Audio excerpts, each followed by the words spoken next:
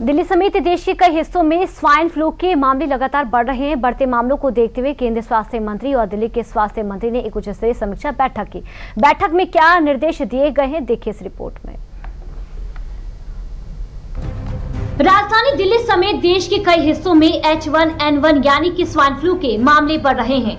दिल्ली स्वास्थ्य विभाग के आंकड़ों के मुताबिक 20 अगस्त तक H1N1 की 1777 मामले सामने आ चुके हैं। पिछले साल इसी अवधि में यह आंकड़ा सिर्फ 229 था, यानी एक साल में मामलों में करीब 8 गुना की बढ़ोतरी हुई है।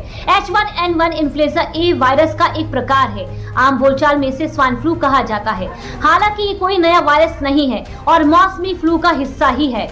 मौसम में बदलाव और मानसून के दौरान सांस से जुड़े संक्रमणों की गतिविधि बढ़ सकती है।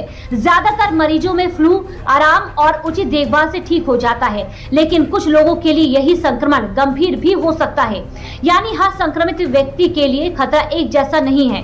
खासकर छोटे बच्चों, बुजुर्गों, गर्भवती महिलाओं और पहले से किसी गंभीर बीमारी से जूझ रहे लोगों में इसका खतरा ज्यादा हो सकता है। ऐसे में हमें किन लक्षणों को बिल्कुल नजरअंदाज करना चाहिए, आइए आपको बताते हैं।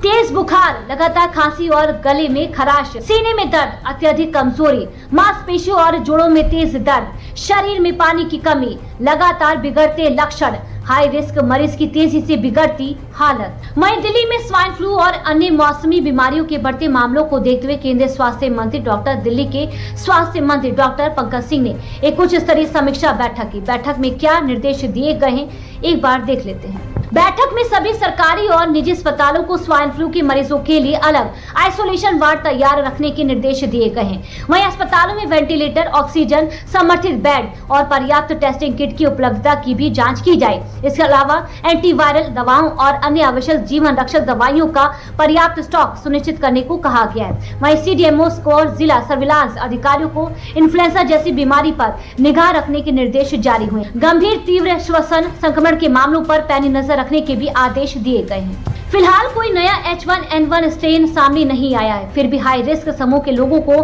संक्रमण से बचाव को लेकर अतिरिक्त सावधानी बरतनी होगी।